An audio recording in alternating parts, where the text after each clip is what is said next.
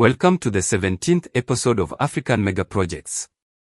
This episode investigates how the war between M23 rebels and the government of Democratic Republic of Congo, DRC, is a danger to regional development megaprojects.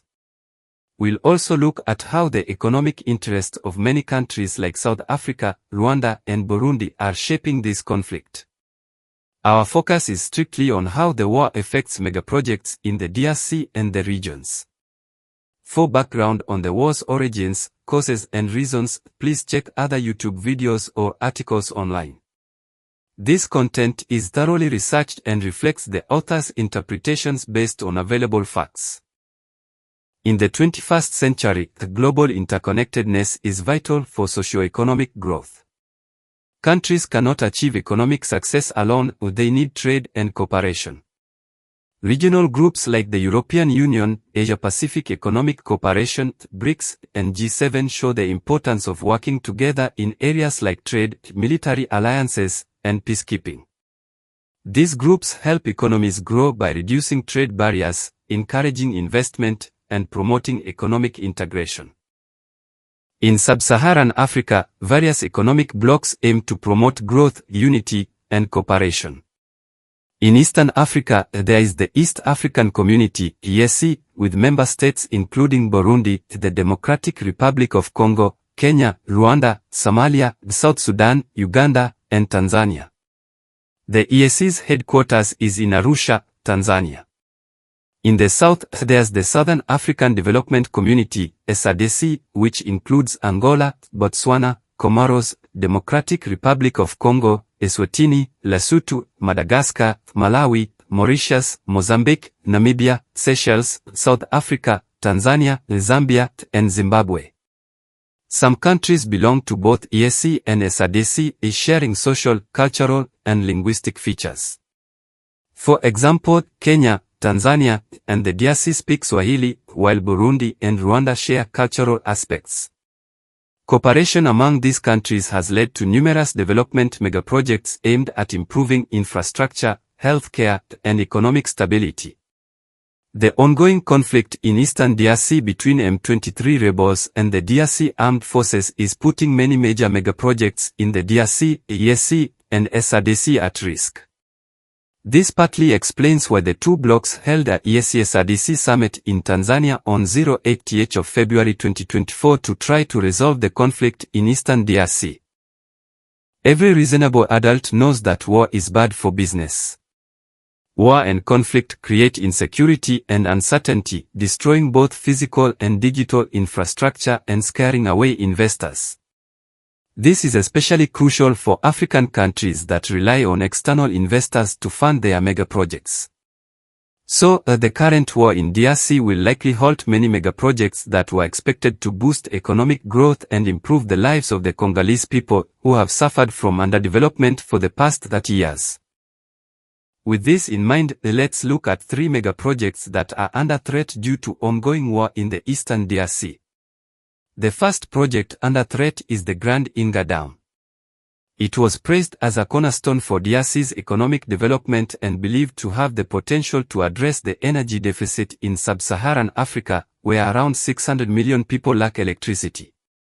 The Grand Inga Dam is expected to produce 44,000 megawatts of electricity, making it the largest hydropower plant globally. However, with the ongoing conflict in eastern DRC, investors are unlikely to commit $80 billion to a country that cannot protect itself against a rebel group like M23. Many Central and Southern African countries have a lot to lose if the project halts. South Africa is particularly concerned. In June 2023, President Cyril Ramaphosa visited DRC, stressing the need to revive the Grand Inga Dam. South African banks like the Development Bank of Southern Africa and the Industrial Development Corporation are keen to invest. South Africa has also committed to buying power from the Grand Inga project. This substantial interest and being part of SADC likely drives South Africa's efforts to ensure DRC stability, including deploying troops, which resulted in the loss of her 14 soldiers. Moreover, many South African companies, such as Anglo Gold Ashanti, Glencore, Ivanhoe Mines, and Rand Gold Resources, have significant mining investments in the DRC. The second project that might be halted is the Lobito Corridor. This railway links the DRC and Zambia to the port of Lobito in Angola on the Atlantic Ocean.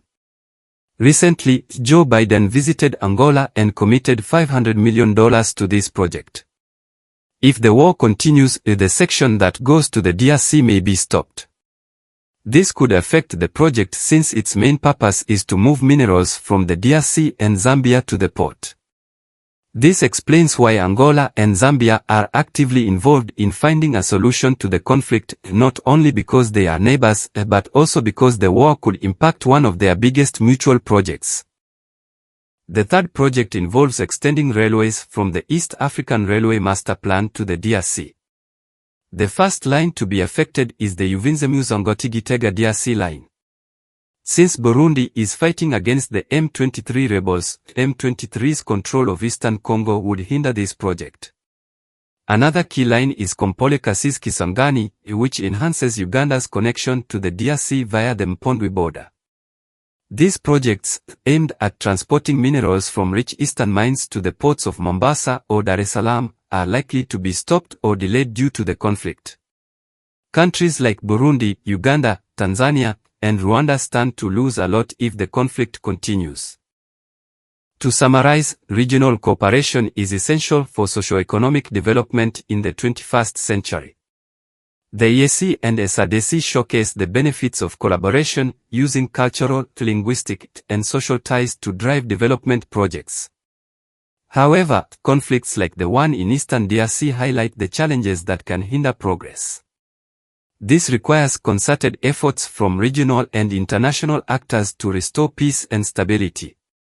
By working together, countries can overcome these obstacles and achieve sustainable development for everyone's benefit. A huge thank you once again for staying with us in this episode. We'd love it if you could subscribe and leave us a comment about what you'd like us to cover in our next episodes.